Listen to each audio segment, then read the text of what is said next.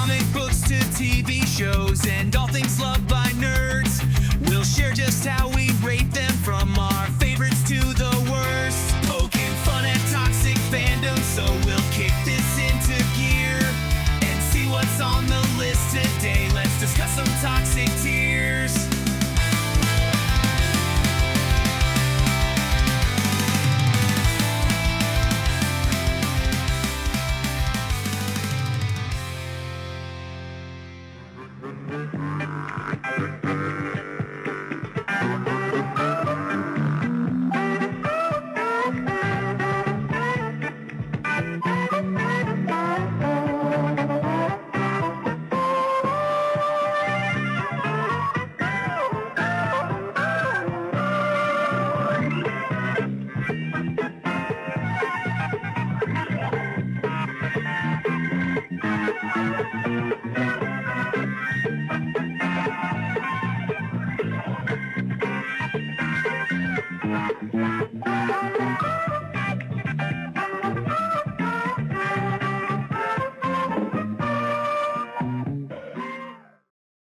Tell me how you feeling.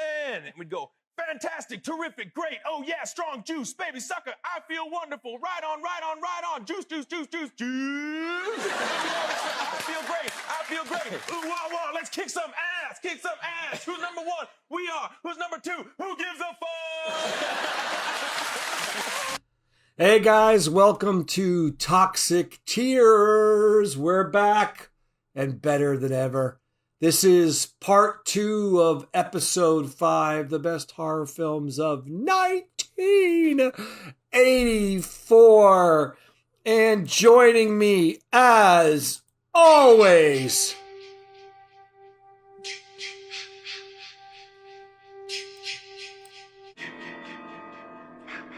is Rob Cochran, the Camp Killer. The Camp Killer. If you need a professional Jason Voorhees cosplayer for a party, event, or Comic-Con, I'm your guy. Just shoot me a message at the Camp Killer on Facebook or Instagram. There you go. There you go. He's sexy, ladies. That's a sexy Jason right there. Definitely at your party. Like I said, it's part 2. Deuce. What, the deuce? And Rob begged me to get that sound. One more time, guys. What, the deuce? And we're going to be talking about the next 6 in our top horror films of 1984. That's top 6, not top 6. All right. Just trust me. We're well beyond that point, folks. No more Seminators. No Inseminates. God, that movie scarred me for life. For life. All right, we have one rule. Yes. Don't be a dick. Don't be a dick. If you don't know what a dick is, take biology. Don't be a dick in comments. If you don't know how not to be a dick, don't comment. But we want you, if you're not a dick, to comment, challenge us, tell us your favorite movies, your favorite parts. If you've got some fun facts we haven't covered, please, please, please comment. So let's talk about our toxic tier designations. So, the first is S. That's what I'm talking about! That's why he's the MVP! That's why he's the GOAT! The GOAT! The GOAT, baby. S is the icon. That is the best of the best. It's a horror movie that sets the standard, that has introduced a new character in a mighty way, that has become part of my favorite word, the zeitgeist. The zeitgeist. The zeitgeist. Okay. Next up is a... Good, great, awesome, outstanding, amazing. That's right. That means it hasn't reached GOAT status, but still a damn fine movie. All right. So number C. Number C? Why am I... Number C? What the fuck? I mean, it's all right. Like, overrated as fuck, in my opinion. I mean... You know, that's very true. Rob, I thought about that. That is very true of horror films, because there are certain horror films that are maybe C, F, or Z level that there are fans that will just be like, that is the best film ever. It's up there with Godfather. It's so good. They'll cut you over it. Yeah. They'll cut you over it. Yep, they'll cut you with a dull machete. But yeah, so see it means it was watchable, not maybe memorable, but you might watch it again. Enjoyed it. Didn't feel like you wasted 2 hours of your life. Right. Dear Lord, I got to get this beard trimmed, Rob. Yeah. Yesterday, I actually built a barn in my backyard for no reason. So we got to get that. All right, then we have F. It's all there, black and white, clear as crystal. So you get nothing. You lose. Good day, sir. Thinking about changing my name to Jebediah. So F means it could be so bad it's good. You wouldn't watch it again, but you may have suffered through it for the 2 hours and you don't feel like your life is about to end, which takes us to Z. What the fuck? That's the one. Yeah. You're in good company with Inseminoid, as we mentioned before. It's a terrible movie. You don't know what the hell they were thinking. Where'd the 2 hours of my life go? Yeah, exactly. Even 90 minutes. Yeah. You wonder if there was a crime committed in the production of the film. But anyway, that is Z. So that is our toxic tiers.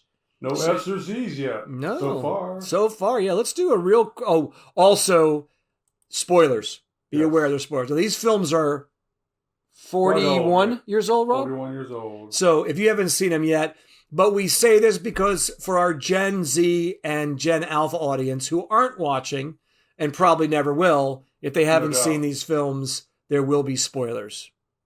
So just keep that in mind. So like Rob mentioned, let's talk about what happened last Thursday. We had 3 S's. Terminator, which Rob and I still argue whether or not that's technically a horror film. Right. I guess if you consider it a slasher with a robot.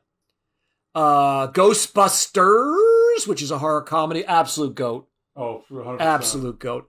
And Rob convinced me that Friday the 13th Part 4, the final chapter, should be a goat because it did revitalize the slasher genre. Big time. And it was very well produced and put together. It did. It was as good as the first as far as production values. Absolutely. As far as I'm concerned, the first 4 films are the only canon. Rob feels like the other films are. I just feel like it went kind of in a more campy direction after that. Rob would probably disagree. Yeah. So, 2 A's, Tightrope. If you enjoy seeing a greased up, naked Clint Eastwood, that's your flick. Mm-hmm. And then Dreamscape, which did some of the best CGI effects for the time. It did. When you watch that and then watch Spawn, you really go, as far as Spawn's concerned. What the fuck? And then our only C was Trancers, which is kind of a fun movie, lots of plot holes, but it's got psychic zombies that aren't really zombies and people who go back in the past and watches and guns and Jack Death and all that good stuff. So 10 seconds at a time. Watch. Exactly. So, so we've got 6 films that we're going to be reviewing today and some really good picks too. Some really good picks. Yeah.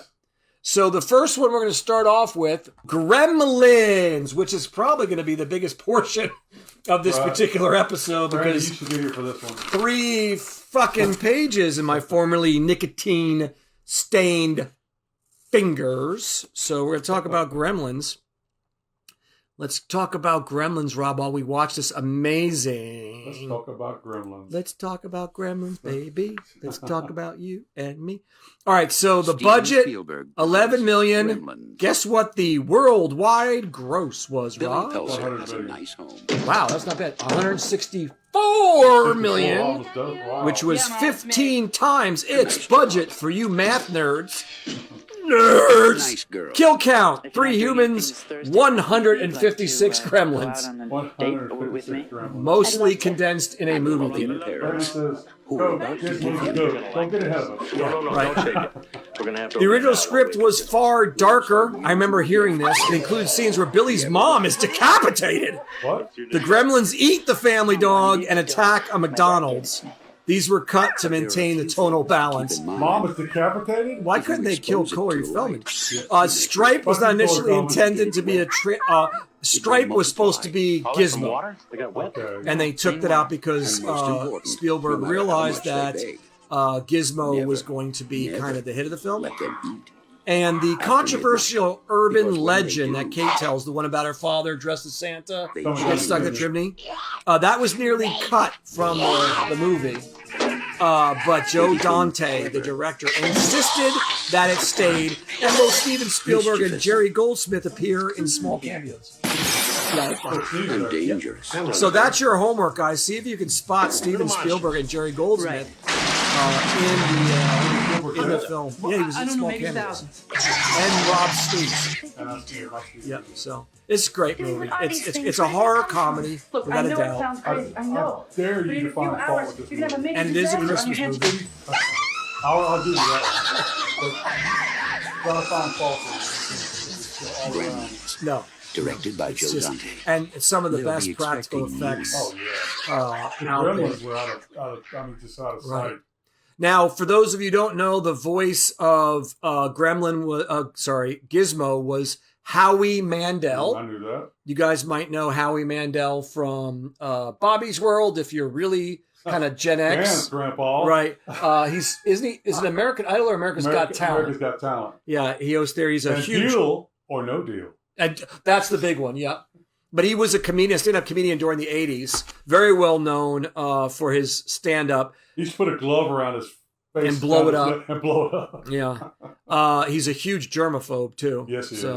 But, and then Frank Weller voiced Stripe. And this is all of Frank's credits. Wow. He did a lot of voiceover. He's probably most remembered for playing sound. Ravage, prepare for battle. Operation Warfare. Eject. Which transformer was that? That was Soundwave. Soundwave. He also did Megatron. He did okay. And for those of you who do know, he was not although Cullen did voice Optimus Prime in the Transformer film by Michael Bay. Mm-hmm. Frank was not. In fact, you know who did voice did the voice for him? No, I do not. Hugo Weaving. Who's that? Red Skull. Oh, okay. V is for Vendetta. I'm not up on my voiceover. Lord of the Rings. Yeah. So, but he actually did the voice of Megatron for the Transformers, the live action film that came out. That Michael Bay directed and wrote and starred Shia LaBeouf and what was that girl's name? The one with the toe thumbs, Megan Fox. Megan Fox, yeah. Toe thumbs. But I want to go back to this. Look at the. Let me give you his rundown. You ready for this? Megatron. He did voice the Megatron in 2011's Dark of the Moon. Transformer Dark of the Moon. So he did come back for that. He also voiced Abu, Raja, and the Cave of Wonders in Aladdin in 1992. He voiced Dragon in the Shrek series. I didn't know that. I don't know. Fred Jones in Scooby-Doo, Where Are You? From 1969 to present. I didn't know he was the voice of Fred. Fred, wow. So I know Casey Kasem was the voice of Shaggy. Mm-hmm. But that's pretty cool. He also did Scooby-Doo since 2002. He took over from Don Messick after he passed away. He also did Dr. Claw from Inspector Gadget, Nibbler from Futurama, Slimer and Ray Stantz from the cartoon series The Real Ghostbusters, Hefty Smurf and Brainy Smurf, Garfield's buddy Odie, Wildcat from Tailspin. He played Goro in Mortal Kombat. He voiced the monkey in Raiders of the Lost Ark. I guess he did the monkey sounds. Wow. He also did the gorilla sounds in King Kong Lives. He won a 2020 Emmy Lifetime Achievement Award, and he's been called the man of 1,000 voices. Oh, that would be Mel Blanc. Yeah, you know what? But he's real close. Yeah. He's real close. That's a lot. Right. Michael Winslow also did voices. He was the cop in Police Academy who did the voices. Oh, the funny voice. Right, and it was also in Spaceballs. So he's hilarious. Those voices. Who also voiced some of the Gremlins was Peter Cullen, who we just mentioned, who voiced... Before time began, there was iconic. Cube. I live to serve you, Lord Megatron. Where is That's the Hugo Cube? I am Optimus Prime. I have witnessed their capacity for courage. And though we are worlds apart, I get chills. like us, Yeah, there's more to them than meets the eye. I am Optimus Prime, and I send this message to any surviving Autobots taking refuge among the stars. We are here. We are waiting. That was worth it. cool. That was totally worth Yeah, it. it was. Yeah, I get chills. And I'm going to tell you something, guys. I was not a big Transformers cartoon fan. I love the toys. But I wasn't a huge fan of the cartoon. I watched it, but I wasn't like a rabid fan. I saw the movie. And then I know I'm in the minority, but I thought the first two Transformer films... You're talking about the live action one. Yeah, Revenge of the Fallen and the first one were fantastic. I know they were a bit corny and comic booky, but that's what they were supposed to be. And I thought they were fantastic. And I think Cullen sounded amazing. I got to give Hugo Weaving credit. He did a great job voicing Megatron. So, but Cullen also... They were going to roll down to the very end of the film where the Predator takes off his headgear and you're going to see the face and all that stuff. And when they did that, I saw this ugly, ugly face and these tentacles like going like this. And it reminded me of a upside down horseshoe crab dying in the sun on a beach when I was a kid. It was nasty. But from that horseshoe crab was coming all this crackling sounds, bubbles coming out that were bursting. You know, I could remember it.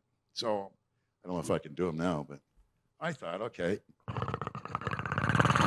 Did you know he did this? I did not. That's pretty cool.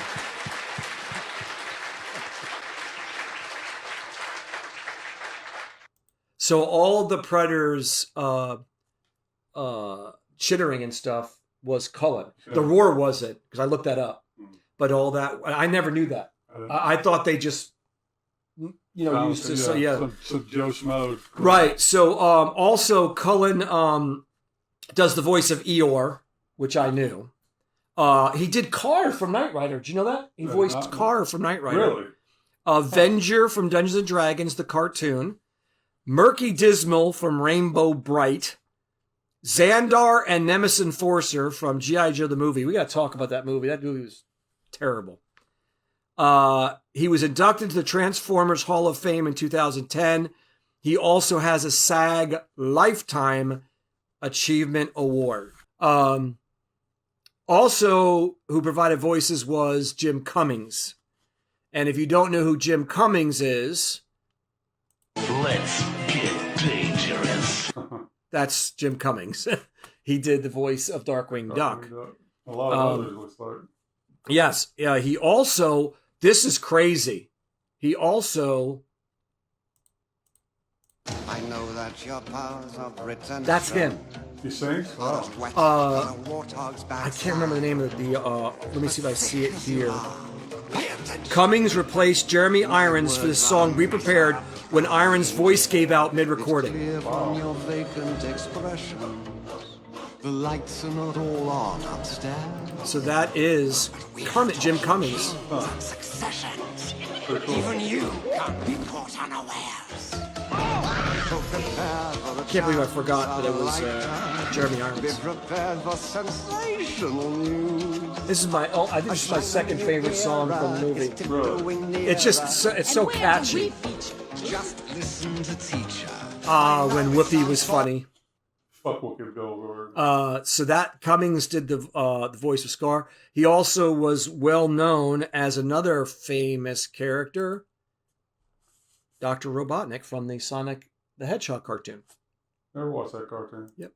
So Cummings has done Winnie the Pooh and Tigger for the Tigger movie and the Huffalump movie in 2005. He did Christopher Robin's voice in 2008. He also reprised both Pooh and Tigger in the live action CGI. I didn't know that in the Christopher Robin movie. He did the voices. Yep. Darkwing Duck, Scar. We talked about Razul and Farouk from Aladdin. Dr. Robotnik, Honda, Anaka, Star Wars: The Clone Wars and Star Wars Rebels. I know James would know who that is. Don Carnage from Tailspin. What a great name. Monterey Jack. I didn't know this. He did Monterey Jack from Chip 'n Dale Rescue Rangers. The Monterey Jack? That's a cheese. Yeah. Fuzzy Lumpkins and him from the Powerpuff Girls. I didn't know he did him. Was it him? Yeah. Wow. And Fuzzy Lumpkins. He was Cat and Cat Dog. Cat Dog. Oh, Cat Dog. He has over 400 credited roles, countless uncredited ones, and he's known for doing full conversations with himself, like with Pooh and Tigger. So, also, by the way, Joe Dante did voices as well for the Gremlins. Really? Yeah. So Howie Mandel did the Mogwai, and then the rest of these artists did the Gremlins and the other. Did Gizmo, and the other voice artists did Gremlins and the other Mogwais. So, just a little. The puppets were created by a man named Chris Wallace. Chris Wallace, we've talked about him before. He directed The Fly 2. The rest of these he did effects work for. Okay. Galaxina, Humanoids from the Deep, Scanners, we talked about those two. Raiders of the Lost Ark, E.T., of course, Gremlins, Return of the Jedi, The First Fly, Deep Star 6, House 2, and Arachnophobia. He did some of the spider effects for that. I can't watch that movie. But he did direct The Fly 2, which is one of my favorite guilty pleasure movies. But he has 70 credits to his name. It was a merchandising phenomena. They had everything from the stuffed dolls to the figures. I actually had that 3-pack. I remember the big stripe, and they had a full trading card. Why does the one on the left look sick? That's what it looked like. I had one. Brandy has one that looks like that too. Yeah, they all look like they're just like Durf, Durf. They look like. It looks like yours, honey. Yeah, it looks like Durf. It just does. Crack is whack. But yeah, it looks like Gizmo has seen better days. So, and they had, and then it did inspire similar flicks, which we talked about earlier. Rob. Wow. Critters, Ghoulies, Munchies, Hobgoblins, and Troll. So all of those were inspired by. Yeah, it's such a dumb movie. It's such a dumb movie. But Brandy mentioned this, I think, in one of our first broadcasts. She chatted that it had inspired all these. But so if it wasn't for Gremlins, you wouldn't have Critters. I think of all of these, I think Critters is probably the best. Yeah, it is. Although Munchies is funny, but it's very cheaply made. Hobgoblins, Rob, I can't even begin to explain to you. Like, it's an acid trip. It doesn't make any sense. And the ending is the most anticlimactic, dumb ending I've ever seen. So it also inspired the Scottish post-rock band Mogwai. They took their name from the creatures. So there you go. If you everybody knows them. Yeah, very famous. You want to check them out? Do a Google search for Mogwai, Scottish post-rock. What is post-rock? I have no clue what that is supposed to mean. That means after rock. After rock, but rock is still going on. Yeah, so yeah, whatever. The director was Joe Dante. 343 credits to his name. Piranha, Rock and Roll High School, Gremlins 2. Are you going to go through all of them?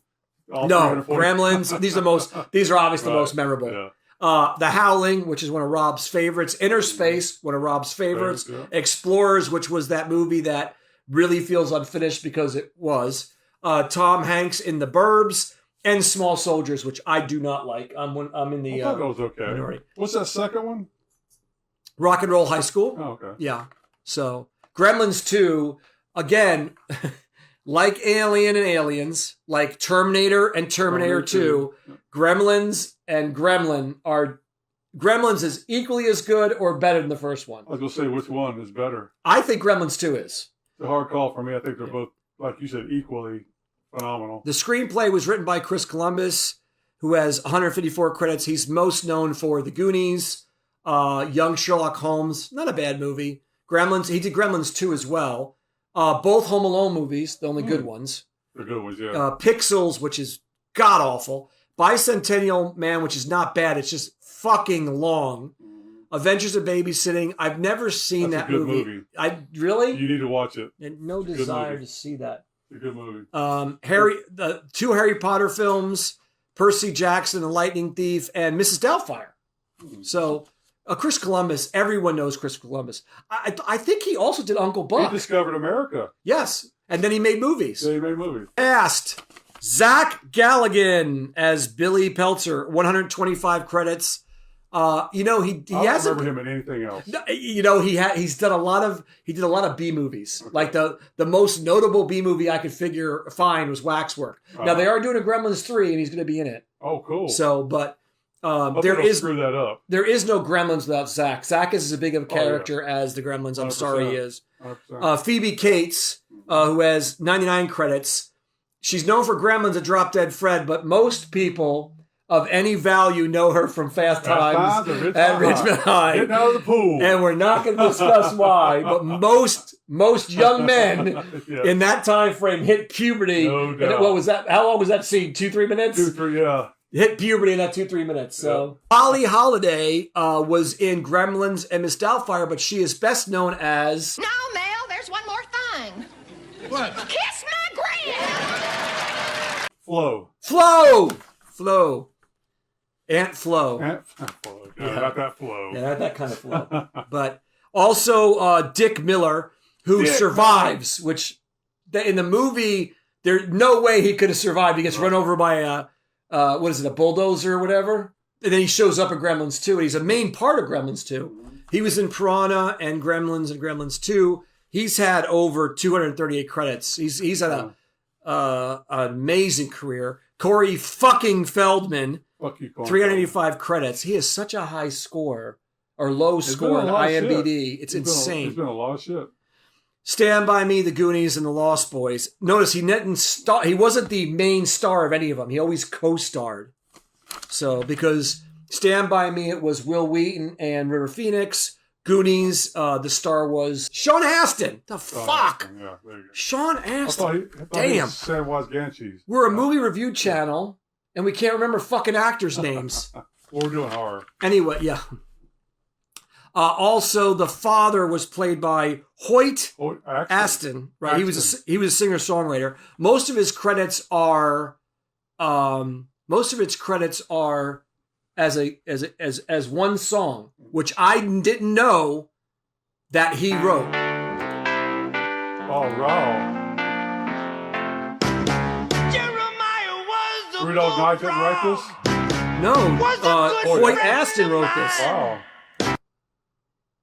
Could I do a little snippet from one of his other songs? Here it is. Here's the original version. This is Hoyt Astin. Jeremiah was a bullfrog. Wow.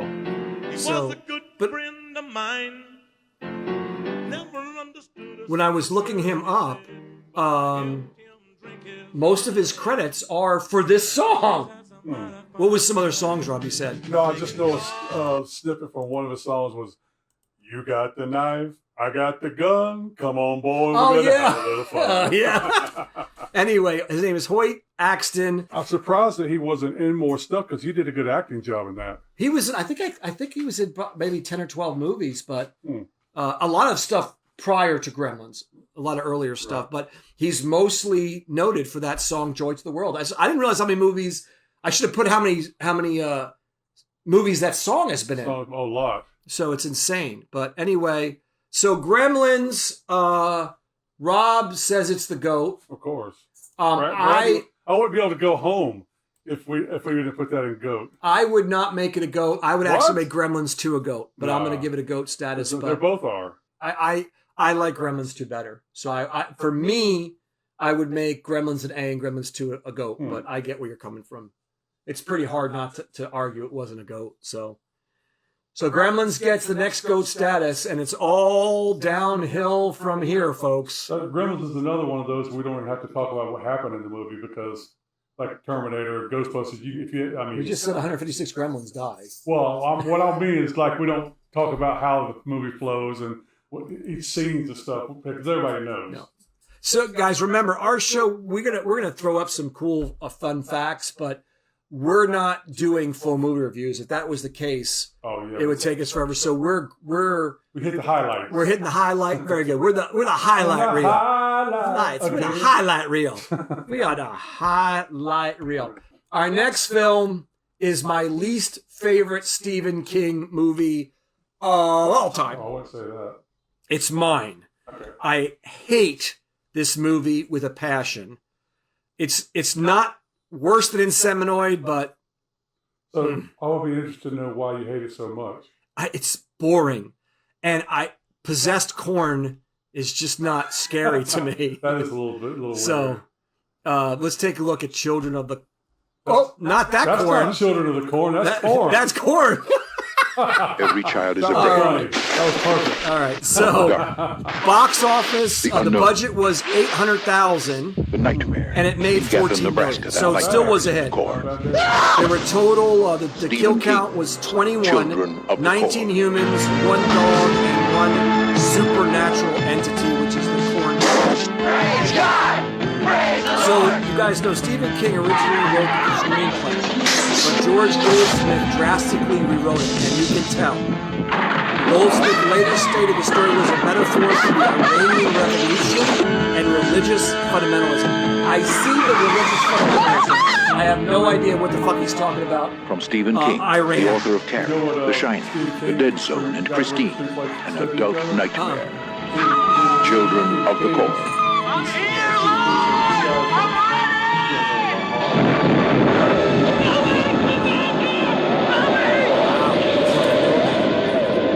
Stephen King Stephen publicly King. disliked the final Children version, of the Corn. criticizing An his adult nightmare. approach in his book, Dan's Macabre. But that was a good color. That was really good. So, the role of Malachi was won by Courtney Gaines after a unique audition prank involving a prop knife he held at the throat of a casting assistant. When he came into the thing, he like attacked and went after him, or Yeah. Dangerous play, my friend. that's rolling the dice. Dangerous play. To maintain the illusion of living corn. Ooh. Corn. Fuck me. Stalks were propped up and painted green as the fields changed through shots. That would make sense. I would, yeah. So I think I saw when they filmed it during it wasn't the prime corn season. No. So they had to like paint the leaves, and that's just crazy. They had corn bowls and corn. Everything was corn. You know how much of a hardcore farmer you have to be to know when prime corn season is? Prime corn season. Damn. They did use local extras. Townspeople in Sioux City and other Iowa settings played background and minor roles. Now, how the fuck am I able to say Sioux City flawlessly, but I can't say aficionado right? Aficionado right. Fuck me. Yeah, they said the townspeople were super nice, and they even said, "We'll all leave the town if you need us to." Wow, really? Damn.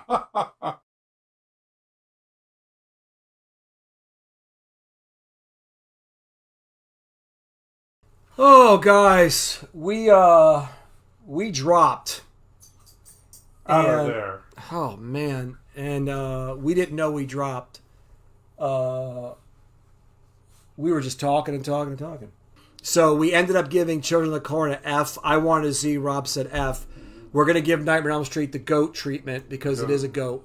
So the budget was $1.8 million. The kids of Elm Street the worldwide total was $26 million. It did 14 times its budget. There's something out there, isn't And the franchise, the theatrical franchise, grossed $472 million worldwide, making it one of the highest earning horror series ever. I don't know. It recouped its budget in just 3 days. There are only 4 confirmed deaths, which shocked Rob. Did you do it? It did have a limited He was cast. locked in a room with a girl who went in alone. Freddy and Krueger came was out originally in a rubber burned bag. by the town's parents. His resurrection in dream form was influenced by an imagined mythology around Something wrong dream with you. demons. Imagining We talked about sleep paralysis as well.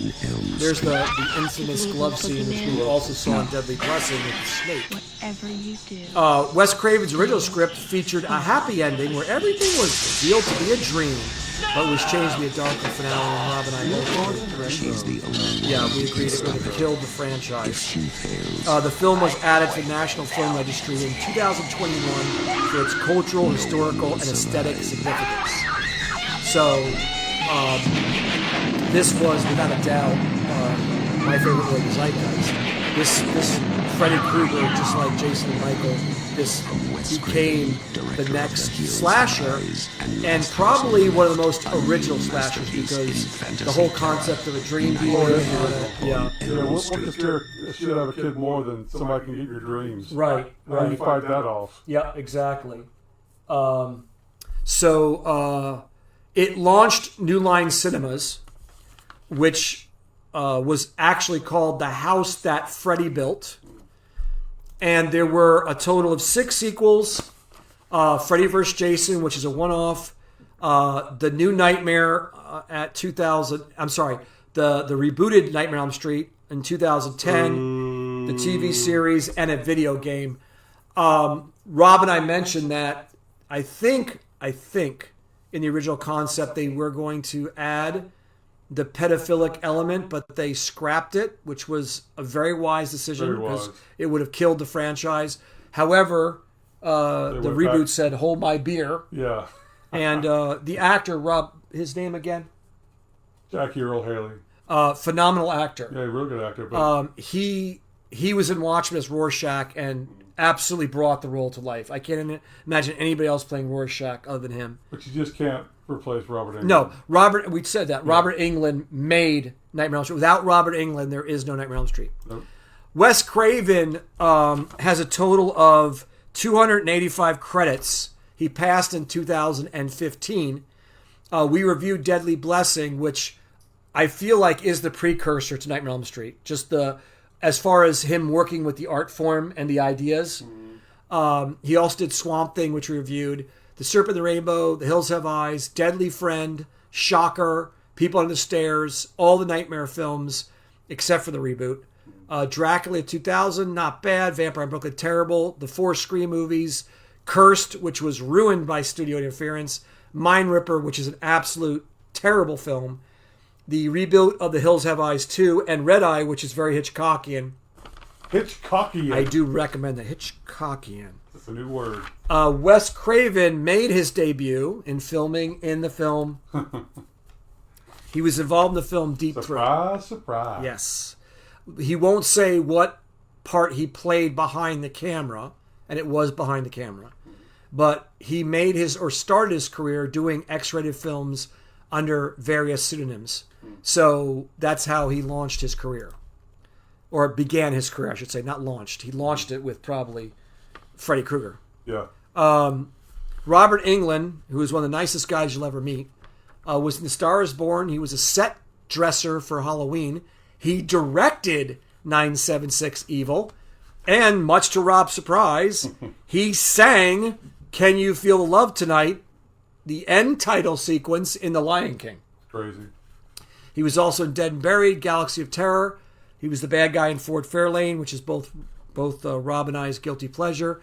He tried to do something different with the Phantom of the Opera, but it was Freddy at the Phantom of the Opera. 2001 Maniacs, he cameoed in Hatchet and Urban Legends. So one of the nicest guys you ever met. So after deliberation, we made Nightmare a GOAT. You have to. It launched Freddy. And it was a brand new concept. And as I said to Rob, he was one of the most unique slashers that had come up to that point. True. Michael started it. Jason took it up a notch. And then Freddy took it in a whole different field. A whole different area, yeah. So For Children of the Corn, we ended up giving it an F. And I believe the last note I mentioned on Children of the Corn, bear with me.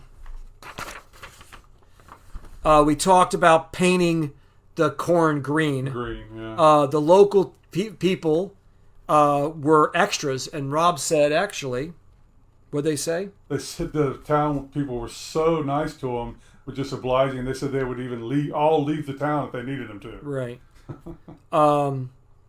It was also, the film was the inspiration for the band Korn, and it had 8 sequels, a 2009 TV remake, and a 2020 reboot. Only parts 2 and 3 received theatrical releases. So and how many were there's like 10 of them? There was a total of 9 films. And most of them were on VHS, Blu-ray, or streaming. I hate this film. Fritz Kirsch, it was his directorial debut. I couldn't find anything else on him. It also starred, of course, Linda Hamilton, which Rob and I commented like she drove right off the set of Terminator into this film. So that is Children of the Corn. So we got a GOAT with Gremlins and Nightmares so far, and a F with Children of the Corn, which is the only thing that Rob and I have disagreed with so far because we actually... you wanted a Z. You wanted below Z, I think. Yeah. So, all right, Night of the Comet is our next film. Again, I guess it's a horror because zombies. It's more sci-fi. Cometized zombies. Right. And not everybody turns into a zombie. No. It's like selective. It's like a disease. It's like a virus that comes from the comet. Yeah. Or they just, they're gradually they're all becoming. Did you just ever like wonder The Walking what Dead. it would be like? Budget to was be one of the $700,000. It made last people on Earth? $14.4 million. I think it has. No, it doesn't. Terminator actually has the most deaths. What would you 10 on-screen deaths and 580,270 were disintegrated. Where would you go? Wait a minute. I thought the whole... That's what I thought. According, only 508,000 people died. It was a very select comet event. The comet event was set on Friday, December 14th, though the film includes radio timestamps implying December 13th. They actually made that a running joke. Director Tom Eberhardt cast teenage girls he met while filming PBS specials. They inspired the tone and personalities of Regina and Sam. They filmed on empty LA streets. During the early mornings and weekdays, traffic was paused to create that ghost town effect. And although it was overshadowed by The Terminator, which debuted shortly after, Siskel and Ebert called Comet a buried treasure and praised its mix of horror and comedy. I would say this is a horror comedy. Horror comedy, for sure. Absolutely. I would agree with that. And it would go over well today because the two main characters are both female. Right. There's a film, Hard to Die. And in that film, the Regina's arcade high score name is DMK. And that became Kelly Mahoney's pseudonym for a cameo in Hard to Die. So she cameoed in this film and used that as her that's funny. As her pseudonym. I think that's pretty funny.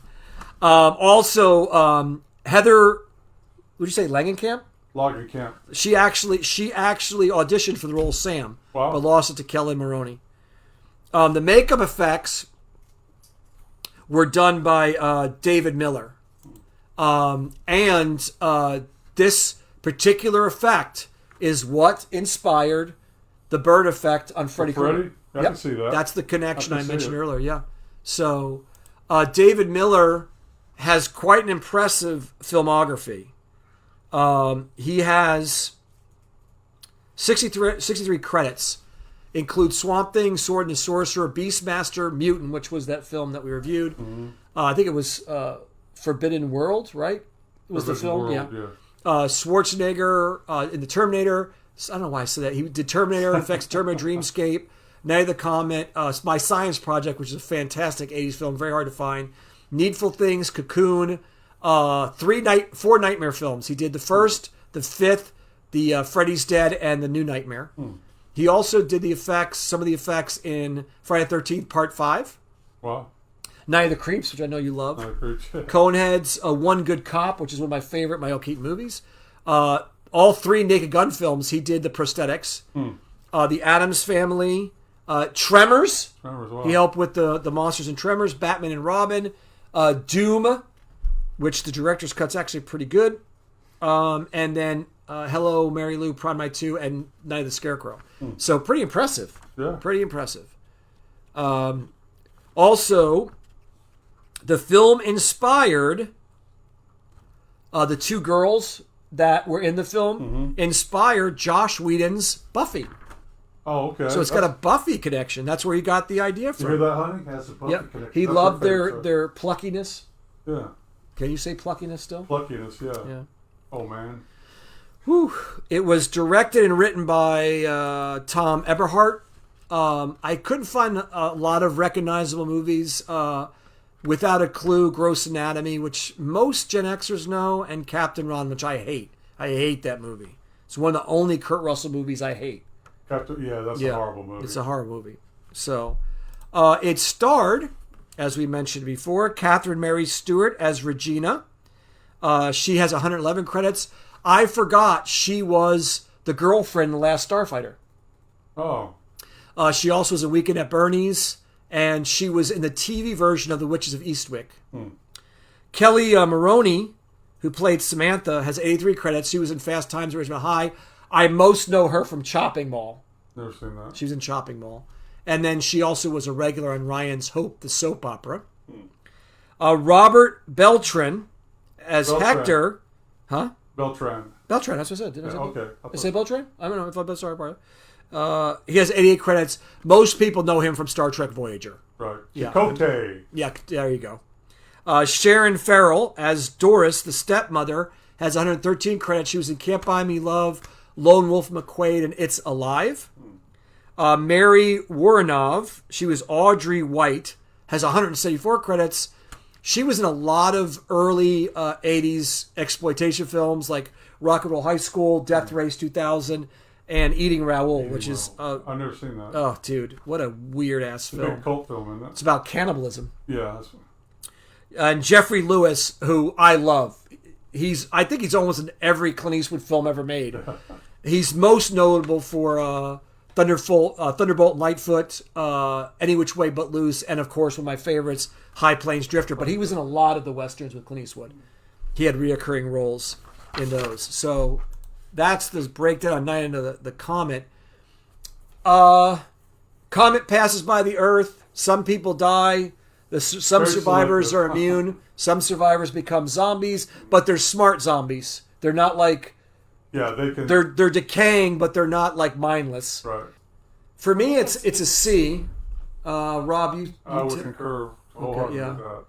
I think... Not A status, but it's a good watch. I think most horror fans would probably give it an A, but I wouldn't. I think a C is fair. All right, our next film, this will be strictly a YouTuber, is Chud. Do we have to talk about this one? We do, unfortunately. Damn, what a terrible movie. Horrible. All right, let's go ahead and watch Chud. The budget was 1.2. It made 4.6. This really had a life on HBO. Beneath the city of New York, 41 total deaths, so it's got a pretty high endless kill maze of 37 human victims, another one dog. A lot of dogs in the 80s bit it, and 9 chuds. So Chud stands for. That looks like the outfits they wore in seminary. And unlikely literally, to bring the acronym CHUD officially stands for Cannibalistic Humanoid Underground Gremlins. Though elsewhere it's also titled as Contamination Hazard Urban Disposal.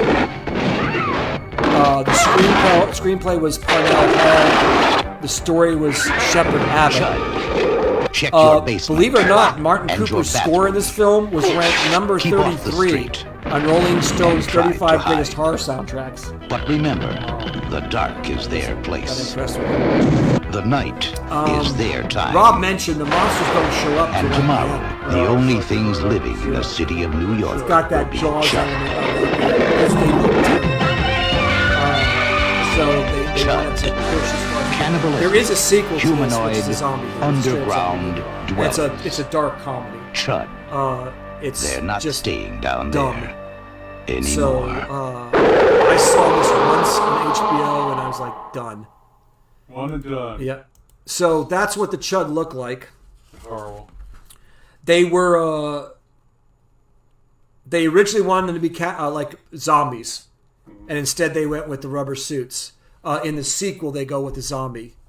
To show you how stupid the sequel is, one of the Chuds falls in love with the protagonist, the female protagonist, and he rips his heart out and gives her his heart. Oh God! Yeah, Wow. Yeah. That picture is from one of the scenes where she's waiting on him with a samurai sword. Oh yeah. And to oblige her, he elongates his neck like really far, so it's really easy for her to cut his neck off. Yeah. Weird. They're basically homeless people, right? They're homeless people that got transformed. That have succumbed to toxic waste in the sewers. Yeah. Right. However, it has had quite the afterlife, not just on HBO and VHS, which I think saved this movie, but it's been referenced in The Simpsons. Huh. It's been referenced in Tony Hawk. Thud. Yep. And even in Jordan Peele's Us. It's on the the VHS copy is sitting on the shelf. So Jordan Peele obviously is a fan. It's also been referenced in Agents of S.H.I.E.L.D. and Futurama.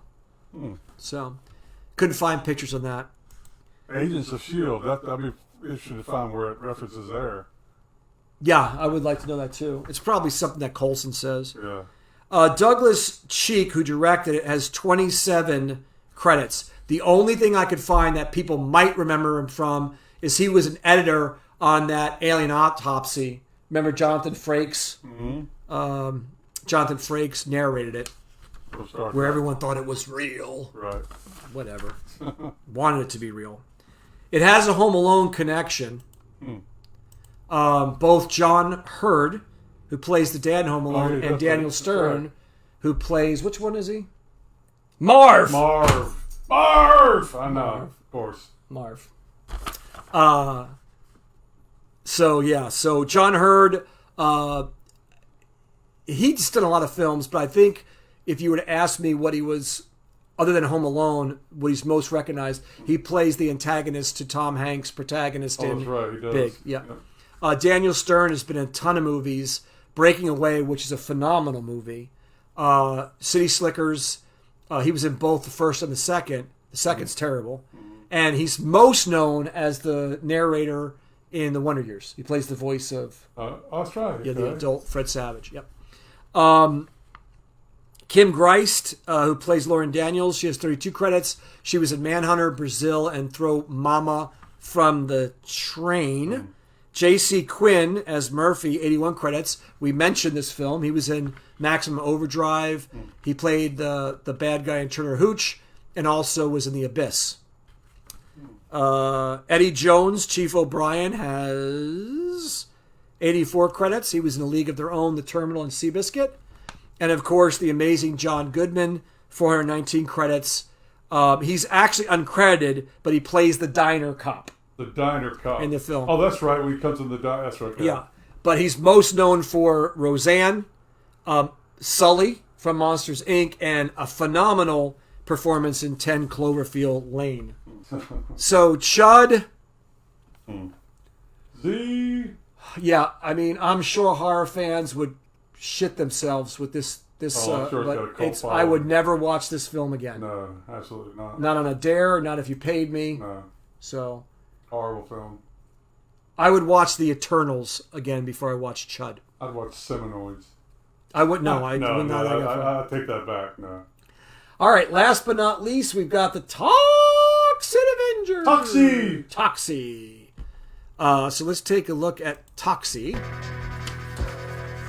So, budget $500,000, which is shocking. He's a 90-pound weakling. It made over $15 Everyone million. hated Melvin. With a limited mop and shove it down your throat. They it only teased grossed him. $140. I'm gonna do it with you. Okay. They taunted him. It was the first major They Troll hit. tormented him until he had a built Troll's horrifying identity accident and and fell into a following. vat of nuclear waste. It starred Mitch Cohen as a Transforming Toxic little Avenger, Melvin which was the actual into body. a hideously deformed Mark creature of Torgey superhuman as size Melvin. and strength. And Kenneth Kessler Melvin became he did the the voice. Toxic So there was 3 Avenger. people who played Toxic. And most of them are known for their The trauma first work. They couldn't superhero find much born out of else. nuclear waste. Holy shit! It also starred Andre Miranda. I don't know what it was, but Pat saved my Ryan life. Jr. as Mayor Pete Belgoody.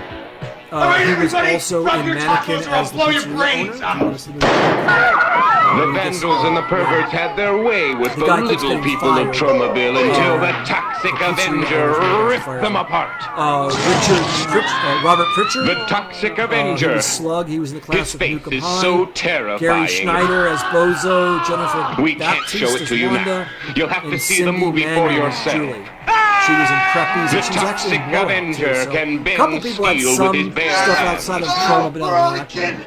The interesting thing is these Leap these small guys cars in a single bound. very much like our films. You're not just He acting. crushes you were the drug star of pushers. it, and then you also did camera work and boom. Smashes these hit and run trauma films- drivers. Yeah, editing, yeah, huge. For incredible But these trauma explosive guys, action, you must these see actors the and these cast, Toxic they're like Avenger. full on in. He's a They different don't- kind of they don't hero. quit. So The Toxic Avenger is coming to your town. It has a score Look out. accolade. Composer Martin Cooper. We just talked about him. He made the list of top. So he also made the top list for horror tracks with this film. So wow. It opened at New York City's Bleecker Street Cinema and had midnight showings before it got mainstream. It built its cult status via VHS. We know that. Yeah. Troma is the VHS king. No doubt. There was the infamous head crushing scene in the film was inspired by an actual a real life incident where Kaufman accidentally backed a car into his sister. Didn't hurt her, Right, but that's where he got the idea. That scene is so vulgar. Well, it's for the campiness of this movie. It's also very dark. Very dark. Extremely dark. In fact, if I'm not incorrect, the girl who was one of the passengers when they kill this kid is in a sauna masturbating to that photo, right? Yes, And then yes. Toxie kills her. Yes. So yeah, that's the kind of film this is. The sick games they play. Right. They get points, I think, for who you kill. Yeah. Yeah. Yeah. And the thing is, this was it's obviously a teenager, but you didn't see. I mean, they back over him. I mean, it's a pretty graphic They hit him, scene. he hits his windshield, and they go back to hit him again So, and blow up his head.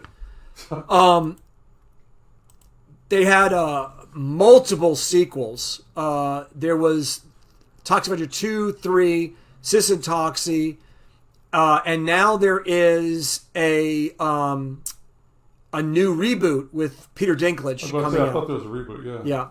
Yeah. It also inspired video games and a musical, a cartoon series and a cartoon movie, a comic book, and video games. So the reboot you said has Peter Dinklage? He plays the Melvin character. Does he? Yeah. Okay. But in reality, he plays the Melvin character, but it's somebody else actually is in the suit. Okay. He gives her a lot of credit, but he was not in the suit, I don't think, at all. I don't like the look. Number one, it's Toxie is tall and imposing and huge. Yeah, exactly. Yeah, it's so. But we can't have dwarfs, right, Peter? No, you can't have dwarfs, Peter. You're the only one that can do any roles. There's a fantastic documentary called Traumatized. If you want to find out more about Traumatized. Thank you, Traumatized, which will give you lots of insight into just the toxic legacy. It was directed by Michael Hertz and Lloyd Kaufman, who also did the story. He was credited Samuel Well. So Lloyd founded Troma in 1974. It's been running for 51 years. It is the longest running independent film studio.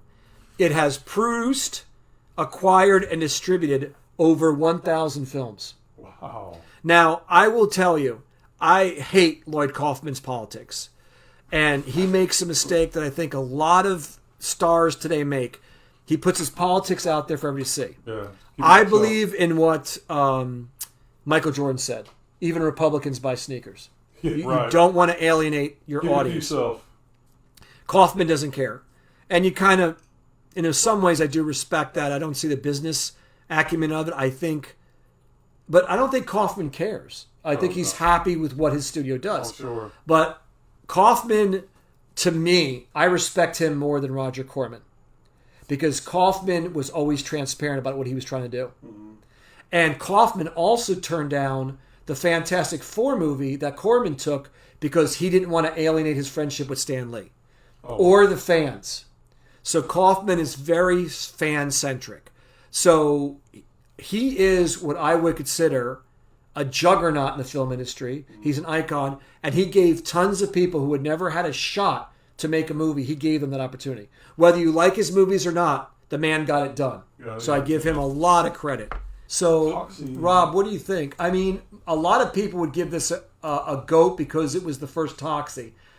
The problem is, if you compare it to the level of filmmaking on most of our GOATs, it doesn't even come close. No, it's an A for me. I think we have to give it an A. I don't think it. I think it is iconic, but I don't feel comfortable. It's so bad, it's fantastic. Yeah, it's so bad, it's good. It would be an insult, and no insult Lloyd Kaufman, because again, he was doing his thing. But I don't think it's anywhere near Gremlins or Ghostbusters. Now, and he might argue that they had bigger budgets, but some of the S's we had didn't have bigger budgets. True. So, I definitely would give it A. A for sure. I don't think any of the sequels are going to get as high of a grade, but this was the launching pad, and it launched 1,000 movies. 1,000, yeah. That's pretty damn impressive. So, all right, let's review Terminator, Ghostbusters, Friday the 13th, Gremlins, and Nightmare on Elm Street, the very first one. Get our goats. That's what I'm talking about! That's why he's there than me! That's why he's the GOAT! The GOAT! And Rob, I think this is the first time that we actually have entries in every single tier. Oh, is it? Naked Clint Eastwood, Dreamscape, and Lloyd Kaufman's Swan Song get A's. Good! Great! Awesome! Outstanding! Amazing! I wonder if that is Lloyd Kaufman's favorite film. And then Trancers, which Rob disagrees with, and Night of the Comet, which we both agree with, gets C's. I mean, it's all right. Like, overrated as fuck, in my opinion. I mean, we disagreed on Children of the Corn. I think it should get a Z. Rob thinks it was an F, so we gave the F to Children of the Corn. It's all there, black and white, clear as crystal. So you get nothing. You lose. Good day, sir. Good day, sir. This is going to be fun to edit in YouTube. And finally, our only Z was Chud. What the fuck? Yeah, and we both agree with that. So, wholeheartedly. Please follow us. Yes, please. And follow our Facebook page, our YouTube page, our TikTok, our Instagram, our X/Twitter, and Rumble. We're on all those channels. You'll see them all listed. Please like and follow. That means the world to us. That means more than anything we can ask for. Also, our movie You're It releases on August 12th on streaming. We don't have the exact channels yet, but if you follow Beyond Here Productions on Facebook, you will find that information out. We're going to say goodbye to you now and thank you for watching. And sorry about the technical difficulties and the drop. Our apologies. But anyway, thanks guys for watching. Have a great night, and we'll talk to you later.